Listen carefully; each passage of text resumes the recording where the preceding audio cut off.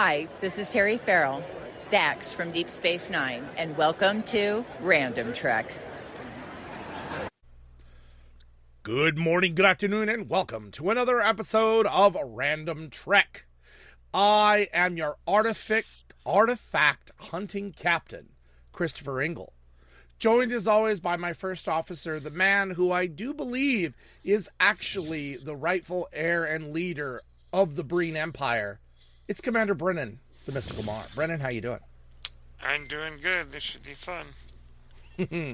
Today we are taking a look at Season 5, Episode 9 of Star Trek Discovery, Lagrange Point, which is kind of funny because the last time we looked at Discovery, we actually looked at the series finale that follows this, Life Itself. Mm-hmm. So, yeah, we get to go in here. Or as Brennan. Tilly says it, Lagrange Point. Well, there is a reason I say Lagrange. It's bad. Where I live, there actually is a road in a tiny little town where a rodeo happens called Lagrange. Yeah, well, that's how I usually say it anyway, so. Yeah. But if Tilly says it that way, I would tend to go with whatever Tilly says. I trust Tilly. Mm-hmm. Remember, I did pick her as my first officer. I trust her. Yes, true, you did. All right. So, the Discovery arrives at the where the Progenitors technology is believed to be. They make a jump. The problem is that the jump is not reliable. They can't get them on point like normal. They can get them there, but not exactly where. When they get there, they're caught in a gravitational eddy of the accretion disk of a black hole. So they're fighting a black hole, and what we find is that the Progenitors technology is locked and sealed perfectly between the equilibrium of two black holes. I don't know if science believes that sound, but that was a pretty cool image. But they do find it. Unfortunately, Maul and the Breen also arrive to capture the structure, which they do. Burnham then plans a heist to get aboard the Breen ship to retrieve the structure. When the Breen manage to figure out that there is a portal inside of this structure. To add conflict to this problem, discovering that the Breen leader had died, Rune's death, Primarch Tahal, who is another leader that wants to take control of the Breen Empire, and is responsible also for the death of Raynor's family, Commander Raynor. We're going to talk about him. We have not got to talk about him enough. She's going to go claim the forces as her own, giving her assured power. Combined with if she discovers the technology, she'll be unstoppable. So Saru volunteers. Saru is way back at Federation headquarters. Getting ready to get married. He is getting ready to get married. I like that little conversation that Saru has with Michael as they're getting the ship ready. I need to make sure you come back. Absolutely. I have a wedding to go to. Mm-hmm. It's so cute. And Saru and his enffianced are just so cute together. They are cute. They're adorable. Tarina. I love Tarina. Anyway, so Saru volunteers to go after Tahal's forces in a shuttlecraft to try to delay them, hopefully to stall them, giving Discovery time to get that technology. Burnham secretly boards the Dreadnought, by the way, breaking Captain Protocol. Don't we know this already? The captain should never go on an away mission like this, but of course she's going to. Well, according to Riker. Riker and how many others? Or how many times did Janeway go on an away mission? That just didn't happen. Anyway. So Burnham boards the Dreadnought with Book, Adira, and Reese.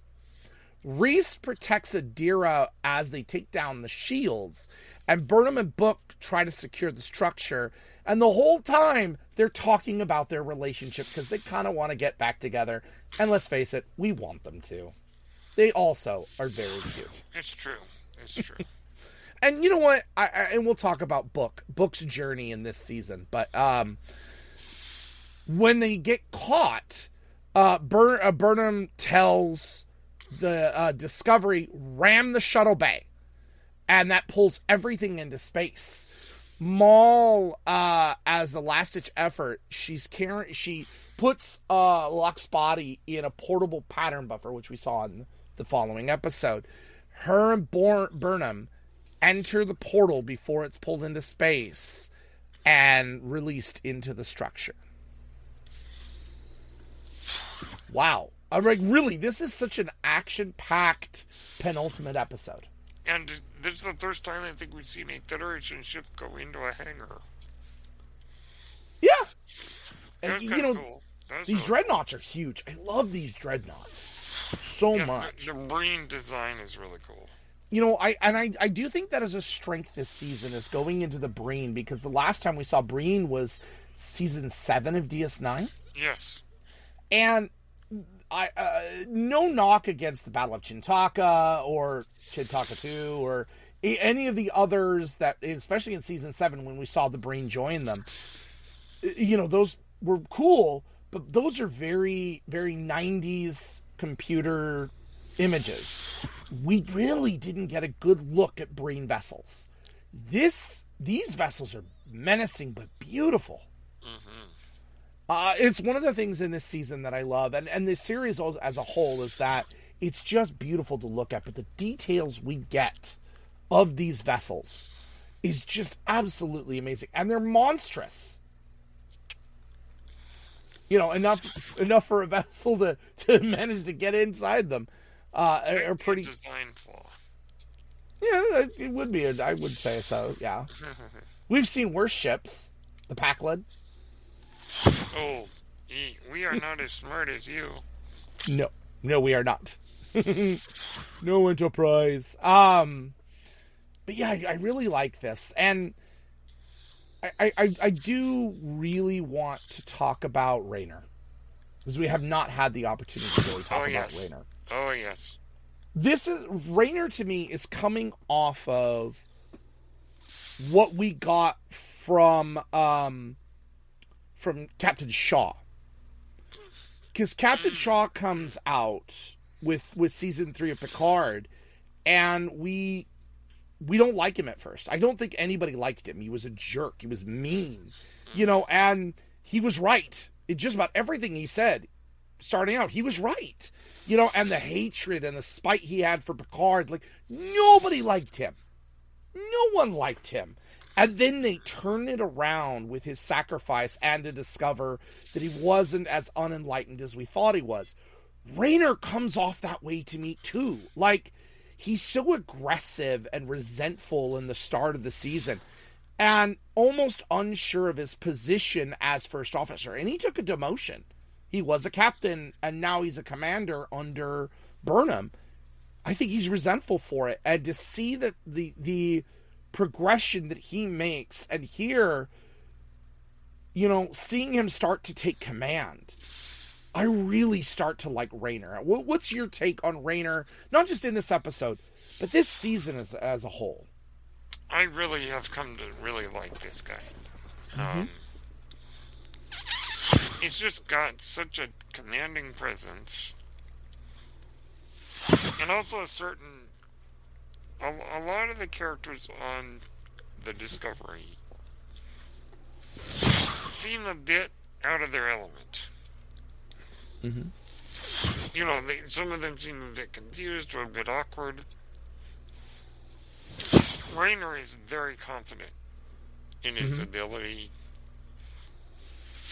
and definitely has that element of swagger is the wrong word, but a sense of stalwartness. Mm-hmm. And you can trust him to get things done. And his actor, Callum Keith Rennie.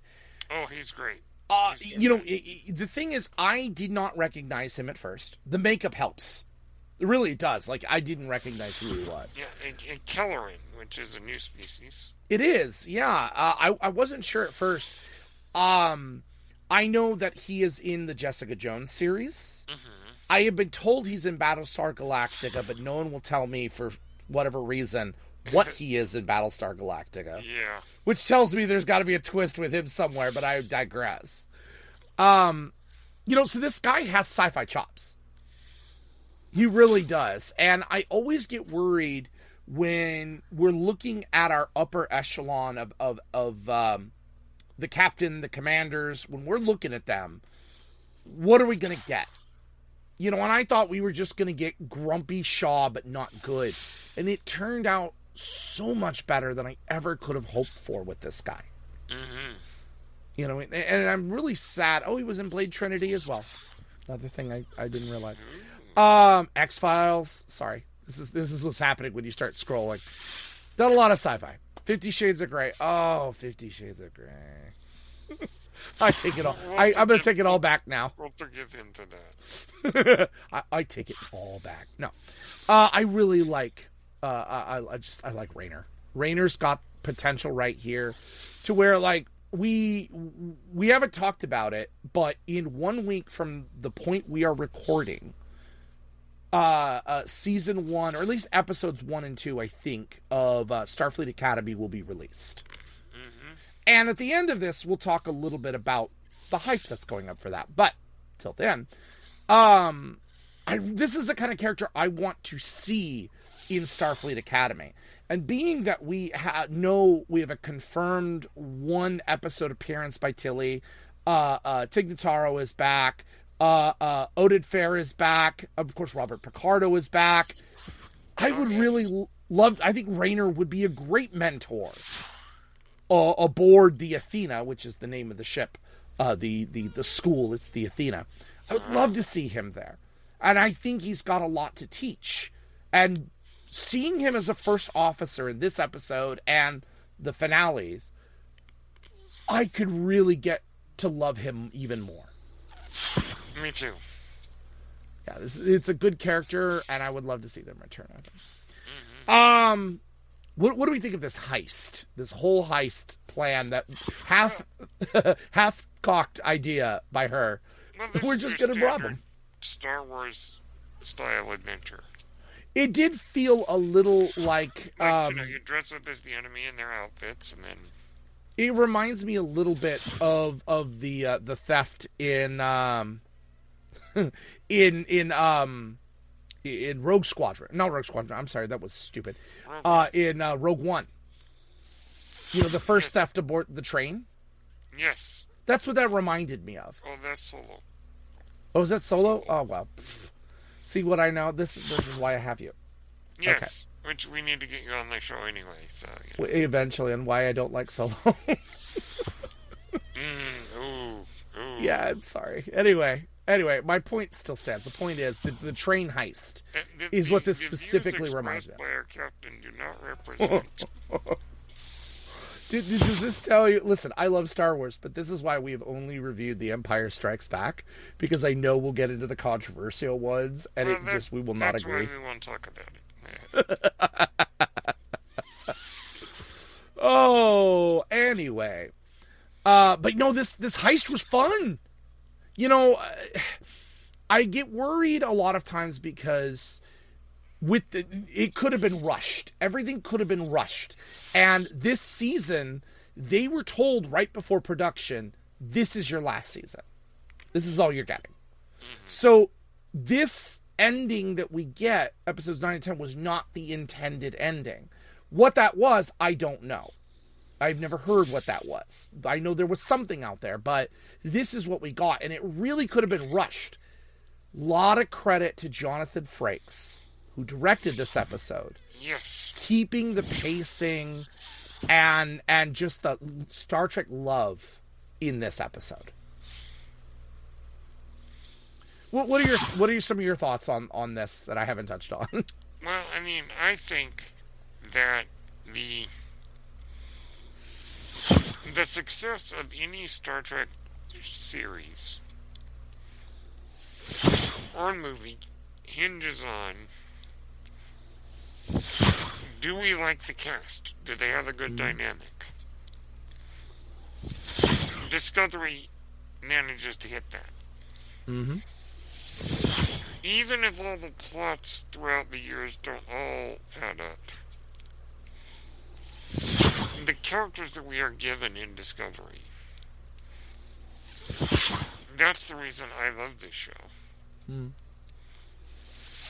And I hope that that will be the same in Starfleet Academy. Yeah, and the reviews so far seem to show that it's the characters that are really spot on with this. Yeah. And I'm looking forward to it. And, of course, we will not be able to review it for another 2.5-3 months until it comes back around. Yeah. And it'll officially become our last end of the cycle. Yes, I can't wait to see Rosalind Picardo again on screen. I want to see what he does. Is he just a mentor? What is he? Also, when they said Holly Hunter, I'm like, sign me up. I didn't know how short she was. Well, I think I had a feeling. I really didn't, but I saw a cast lineup, and I went, oh, she's very short. Yes, she's little. But, you know what? Big things can come in little packages, and Oscar a captain winner. like Oscar winner. Thank you, Oscar winner. Is this our second Oscar-winning captain? Would be the first. Michelle Yeoh, technically. Oh yeah. I think this is our second. Anyway, I'm really looking forward to that. But this episode was so much fun. In fact, season 5 was just so interesting in of itself. Like, it could have gone bad, and it didn't. Yeah. For an ending, even though I will say the ending to life itself left me wanting a little bit more. Yeah. With the ending of putting Zora and Discovery out into the middle of nowhere. Still don't know why, but okay. Only because we're trying to match up with everything else. Other than the short trek. Yeah. But other than that, I enjoyed it, and I enjoyed this one. Like, it keeps you going, it keeps you interested. And what an arc for Michael Burnham. To go from this, prodigal child who committed a serious crime, mutiny against your captain, whether it was for right or wrong, you committed mutiny against your captain. And may I also add, I think her character was a little bit boring at first. I've never found her to be boring. Different, yes. I think was a little bland in season 1. But then I think a lot of that is the influence of having Sarek as a father figure. Oh, good point. I really think they were trying to figure that, because we have some interesting things with Sarek. I will say that. But I don't think... What's the word? Until we got the Bendai syndrome, Sarek was not really that interesting of a character. Combine it with Spock. Character, but he wasn't very interesting, yeah. Right. Combine him with Spock and the things between them, that was interesting. Get him with Picard, that was interesting. By himself, he's not interesting. But as a father figure to Michael, this is an interesting thing where Sarek really turns out to be better when he's paired with someone else. Something to go off of. And I do. I like him. And I think that's what gave Burnham who she was. And to get to watch her develop from this very Vulcan aesthetic. Yeah, that could be it. It's a very stoic Vulcan personality. To be, and mind you, she is the only human to ever graduate the Vulcan Science Academy. Yeah. To becoming this powerful woman, that is trusted, and, she's had it rough. Mm-hmm. She's had it very rough. Season 3, when she was under the command of Captain Saru, and she was kind of, a little spiteful, and a little, I'm going to do what I need to do, and she doesn't listen, and reminds me a little bit of Chris Pine's Kirk during Into Darkness, that kind of, I'm going to do what I need to do, and, I really like that aspect of her, and that she eventually figured it out. She got it, found that confidence, and gained the trust of everyone to become the captain that we know now. And now we get Let's Fly. Love that. And the audience, getting the trust of the audience, too. Yeah, and it's a shame, because I know so many people who knock Discovery left and right, but they stopped after season 1 if they got through season 1. Yeah, a lot of them just kind of gave up on the show. Well, I'd like to put it in this perspective, and I understand in the end we are talking, a change in quality here. But what if everyone stopped after season 1 of Next Generation? Oh, good point. What if everyone stopped? Point. Yes, it's bad. Season 1 of Discovery, I don't believe is bad. It's not good, but it's not bad. And they're going for this MTVMA. That's the difference. And we get things that I love. Lorca, Tilly, Burnham herself as she develops. I love that. And of course, another great performance of Sarek. We got to give this a chance. People, I encourage people, please watch Discovery. I'm telling you, you've got a beautiful thing here. It's not perfect. It's still trying to find its place. This was what brought Star Trek back. This brings it back. Yeah, and I mean, there's a lot of shows where you look at, say, season 1 of Voyager. Everyone had given up on the show then. Mm-hmm. And it had a lot less to go on. It only had, I do believe, it was like 10 episodes. It's like a real short first season. Because they came in halfway. They were the start of the UPN network. And so they only had half a season to build on.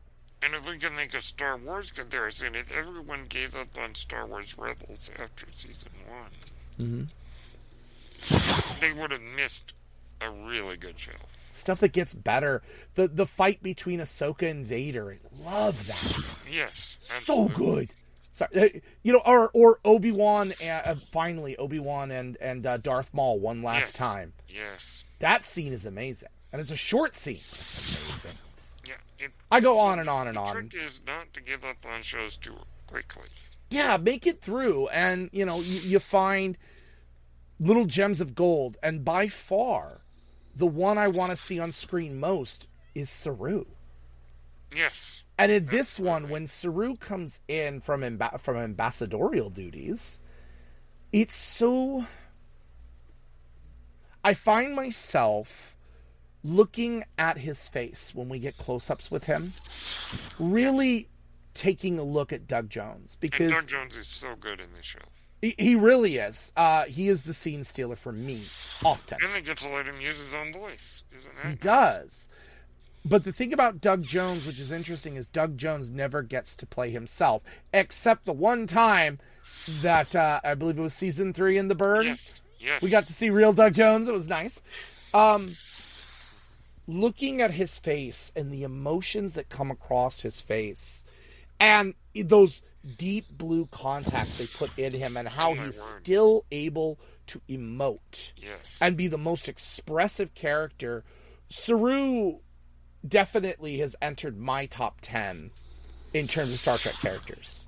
Yeah. And it is 100% Doug Jones's performance. Yes. And this episode is no different. And it's not a lot, but this plays into what we'll see in the series finale when he's trying to talk to Hall. Oh, yeah. And the famous, look at my eyes and tell me if I'm wavering.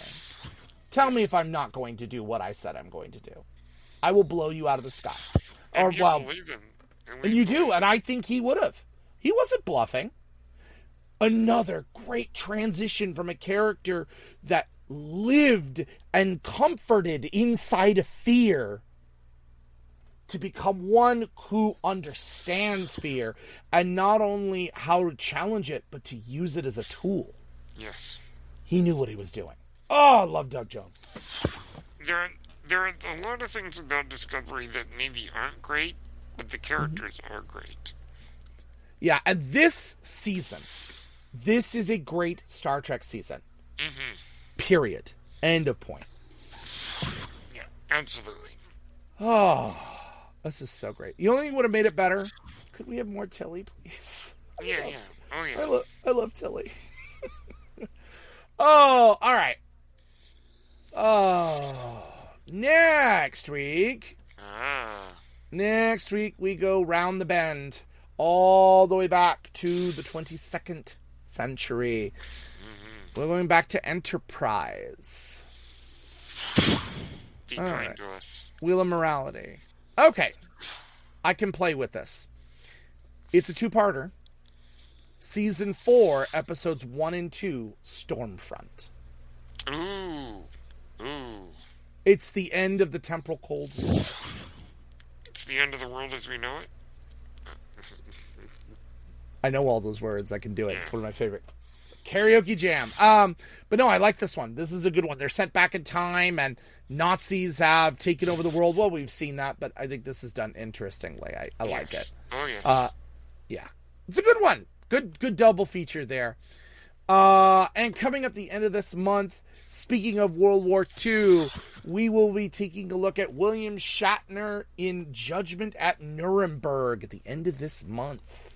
Yep. So we're doing Stormfront 1 and 2. Yeah, we'll do Stormfront 1 and 2. Parts 1 and 2. Might as well. And you have not seen Judgment at Nuremberg. I've never seen Judgment at Nuremberg. Oh, my word. I'm really excited. You know, there have been movies not recently, but like, I'll go, I've never seen that movie. You know, and I'll go find it and watch it, and I'll be like, I really like this movie. You know, and I really encourage, it's why we do these movie nights. I know they are not always connected to Star Trek directly, or sometimes not even indirectly. But I think it's interesting that an Enterprise movie night plays a big deal for the crew. They watch movies. Movies are important. Yeah, and the fact that dealing with the Nazis, kind of a big deal. That's the movie I was thinking of. Inherit the Wind. Ooh. That's the one. It was on just one day, and I was like, I'd never watched this. And you want to talk about now one of my all-time favorite trial movies? Inherit the Wind. Judgment Nuremberg is the same director. Is it really? Oh, really. Stanley Kramer, I think. Oh, I'm gonna love. See, now you got me. I'm like, I'm gonna enjoy this. I love a good trial movie. I love courtroom movies. Yeah, Judgment Nuremberg is extraordinary. Awesome. Cannot wait. And it would have won more Oscars, but you know what it was up against? Everything. West Side Story. How do you beat West Side Story? You don't. Oh, my goodness. All right. Well, we've got a lot coming up. I'm really excited. Brendan, where can the people find you? You can find me on Blue Sky at brendan.bluesky.social. On Apple Podcasts, Spotify, and YouTube at Page Turners They Were Not. You can find me on Twitch and Twitter at CIngle1984. But as always, we end every episode, Kaplah! And live long and prosper. Peace and long life.